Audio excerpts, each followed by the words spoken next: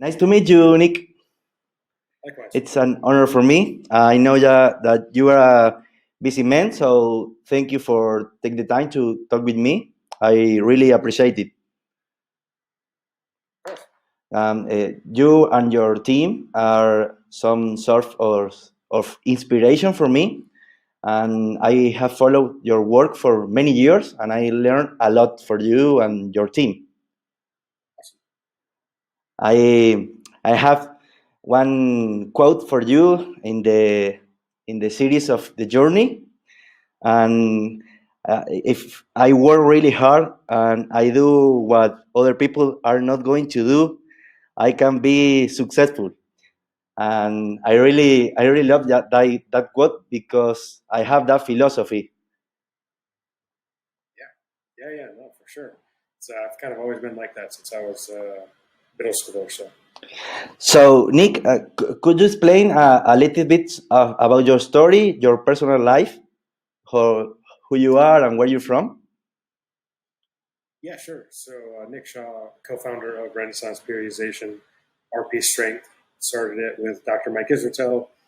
Oh, way back, about a decade ago now, 2011, 2012.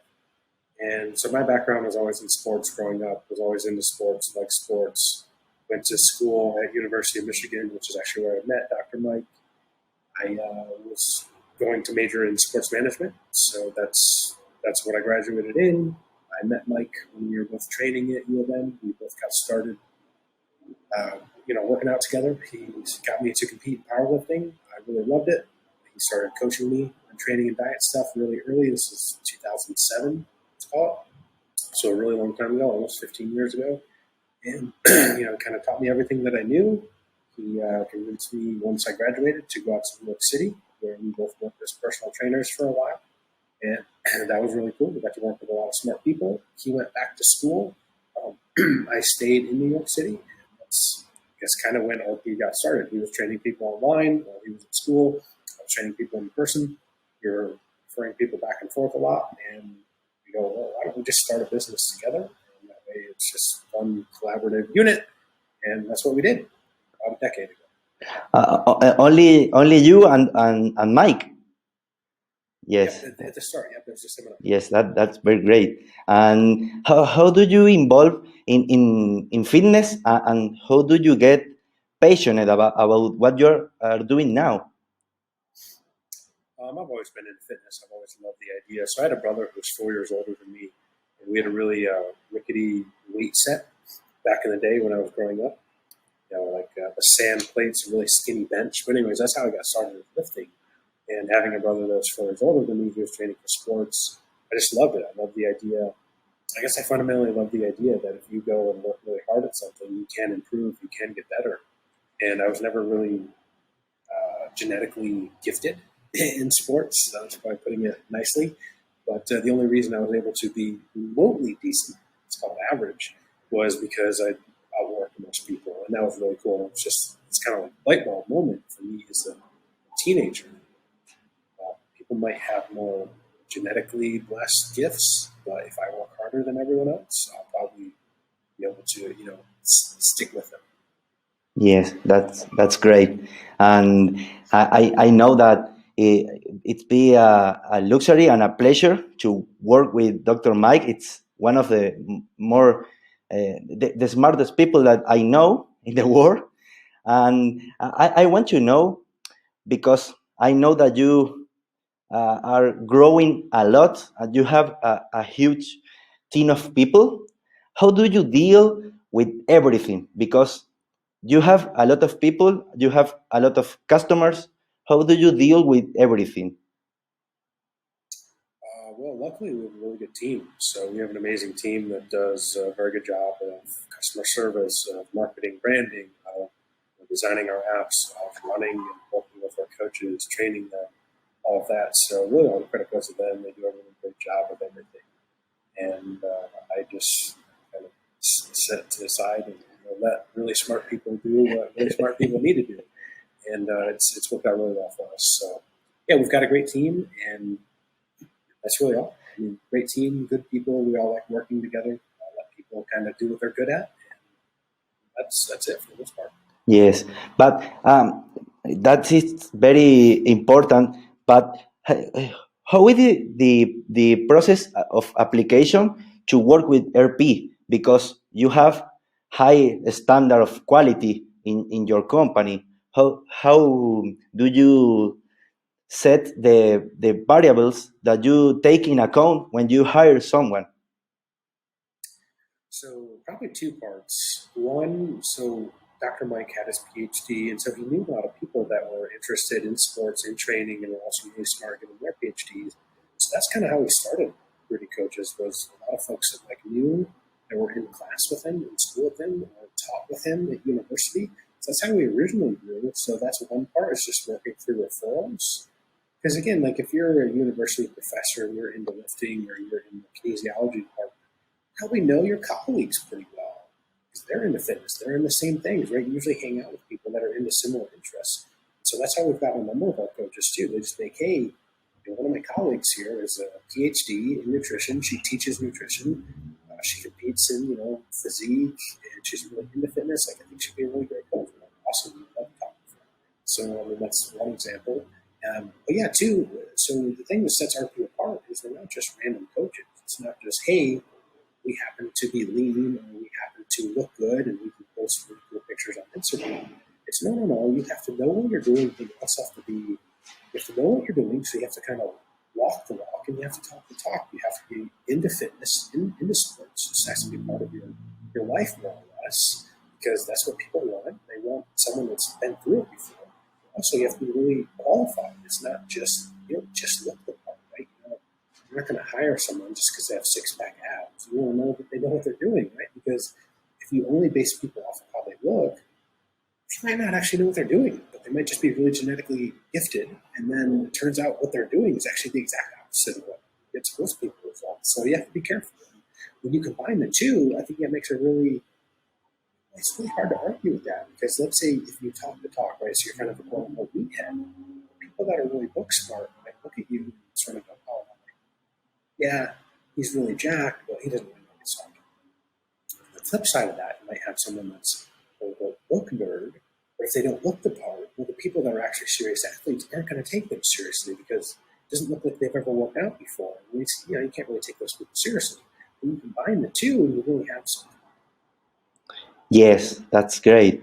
And I know that you have a lot of high quality people in your team, like Dr. Hoffman, Jay Hoffman, Melissa Davis, Gabriela Fundaro, and some other people that are very intelligent. And I have read a lot of your books, and they are amazing. Amazing. And I know that you are in a relationship with Lori, and you have two small kids. And I want to know how is to work with your partner and have two kids. Yeah, so we kind of like compartmentalize. So she sort of focuses on the things that she likes doing, like cookbooks, recipes, things like that. And I kind of stick to the stuff that I do. So, we'll obviously cross paths a good amount. We live and work in the same house, but it's not one of those things where I'm looking over her shoulder and she's not looking over my shoulder. I don't think that would work out very well. And then, with two small kids, it's my kids are a little bit older now. They're 9 and 7, so it's a little bit more manageable. But when they were really young, yeah, it was really tough because I have to watch them really closely, and it's hard to also work when you need to. So it was, I guess, harder before, but maybe a little bit easier now as they get older and independent, which is really nice.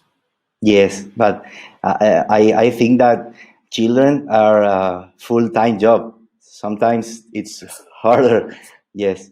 And I have a personal question for you. And I want to know why doesn't RP have his own gym? Because I don't want to run a gym. Running a gym is really hard. Really hard. It requires a lot. You just have to deal with a lot more stuff. You have to deal with paying expenses. If you have a brick and mortar store, you have all this. Whereas if we're just online, you reduce a lot of those costs. It's a lot easier. And we were remote before everyone else just went remote because of COVID and everything. And it's just worked out really well for us. People can work They can live wherever they want. They kind of get to work when they want, more or less.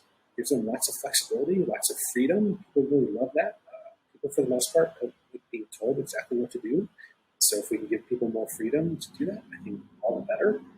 But yeah, I've just never really been interested in running my own gym. I like going to the gym, of course. I have some equipment here at my house, so I can train. But running my own gym has never really been something that's top of mind. Something I've And a lot that of headaches. okay, okay. I have your book. Oh, Yes, awesome! Thank you so much. it's great. And Nick, could you tell me how do you get to develop it of the pyramid that you mentioned in your book?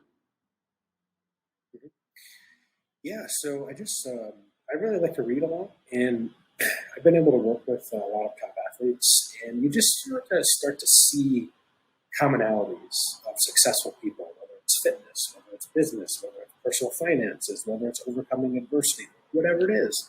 There seem to be all these common universal traits that successful people had, and I just became really interested in that.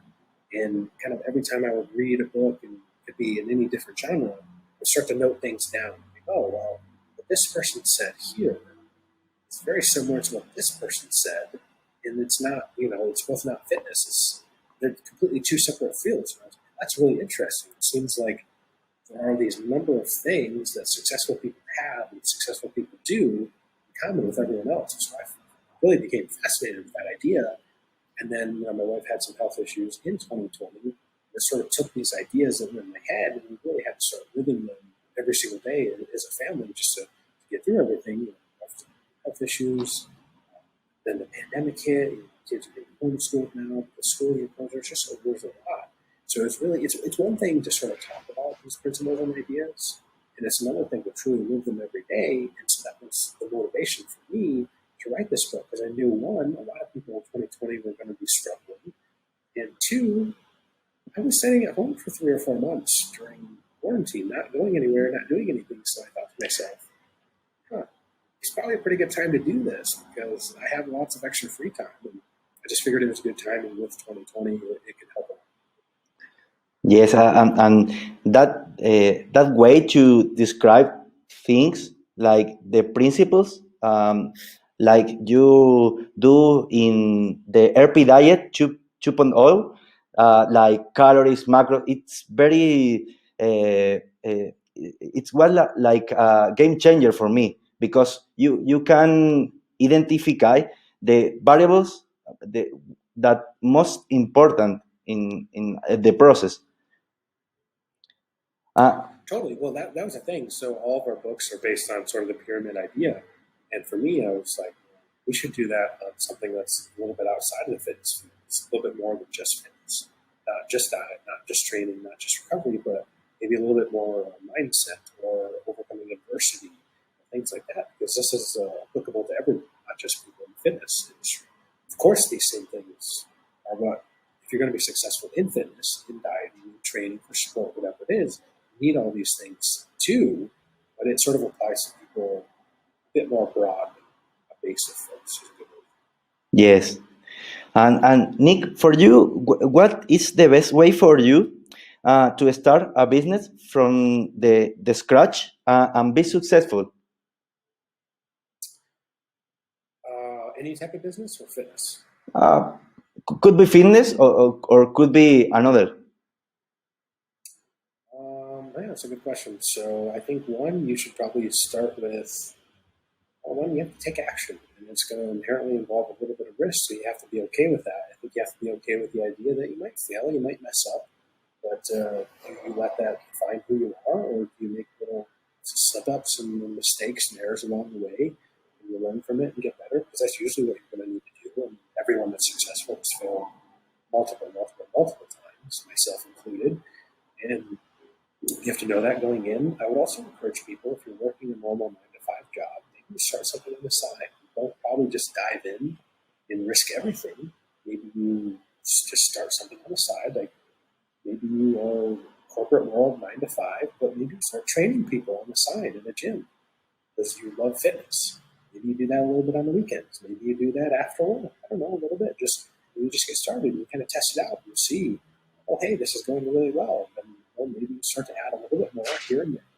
And you just slowly build up like that. I think sometimes people make a mistake when they're like, okay, I'm just going to quit my job. Day one, I'm going to start this completely brand new thing. And yeah, maybe that would work. But also, there's a really good chance that if you do fail, it could be catastrophic.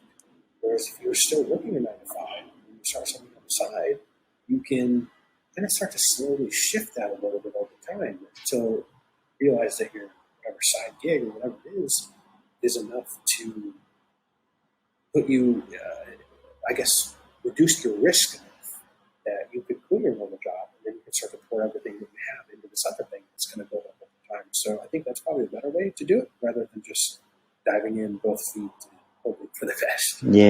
Yes, that's a great explanation. And Nick, what is the key?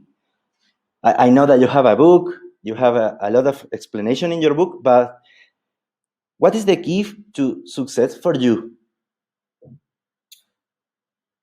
What is it? Well, so success means something different to everyone, right? So success for me 5 years ago might have been a little bit different. It was to really establish RP and get a name out there more, but now it might look a little bit different now. Now success might be that we have enough people to help work at RP that I don't have to work 20 hours a day, something like that, and keep growing and improving. I think that's another big part of success for me. It's trying to do a little bit better every single day. I was trying to do a little bit more. There's always something more to improve, whether it's business-wise, whether it's personal-wise. So, yeah, success, I guess, to me right now would be sort of freedom in terms of time, effort, and always trying to get better in some capacity in the personal sense. So in my own fitness, in my own life, reading, learning, things like that. Like that's sort of what success is to me right now. Yes, the quality of life is almost everything.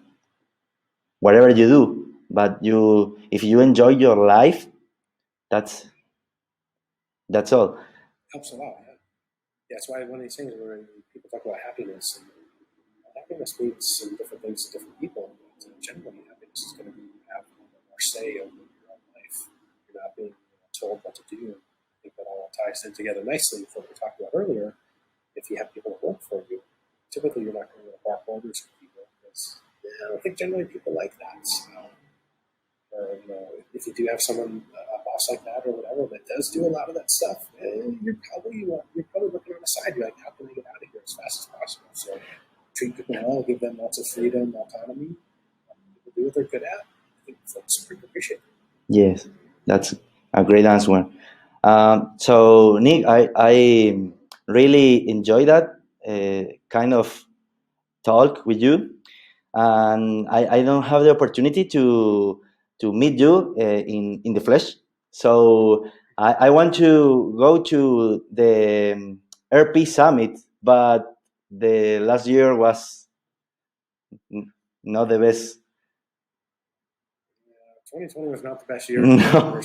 That's for sure. So yeah, we tried to postpone it a couple times, but it's just really hard to plan stuff. And I think the fall, a lot of things are going to be back open up for in-person stuff, but then it's just so difficult to find a spot to do it because everyone is planning in-person live events now in the fall. So places we were looking, it was just tough. So we're going to do something online this year. It's just a little bit easier. And then 2022, we'll be back in person. Great. Yes. So, Nick, is there something you want to announce to the audience? Something new that you are working in RP for the next months or everything? Not really. I just, go check out the RP Diet Coach app. If you're familiar with macros, it's a really good program for people to use. It's also incredibly affordable. Only $14.99 a month to have your own personal diet coach in your pocket. It's absurd, sort of how affordable it is. And it works really well. Lots of great reviews, lots of great results from people using it. So if anyone's listening, I'll just say, hey, go check that out. RP Diet Coach app in the app stores and give it a shot. Yes. I really love your channel of YouTube because the high quality of content you have there, it's amazing. And Yeah, Dr. Mike does a really great job. I mean, 90 to 95% of the content's on his. So he's been putting a lot of effort in that the last year. So it was really about last April when we really started focusing on the YouTube channel. I want to say we had maybe 40,000 subscribers or something back then. yeah, It's like pushing up to about 170. So it's really grown a lot last year. yes, that's great. So Nick, thank you for your time, and I really enjoyed that. And see you soon. Yeah, well, at some point, yeah, for sure. We'll be back in person at some point. So I'm really looking forward to that. Thank you so much for having me on. Thanks for taking the time to chat. I really appreciate it. Great, Nick. So bye bye. Okay, cool, man. Thank you so much for having me on. I appreciate it. Have a good day.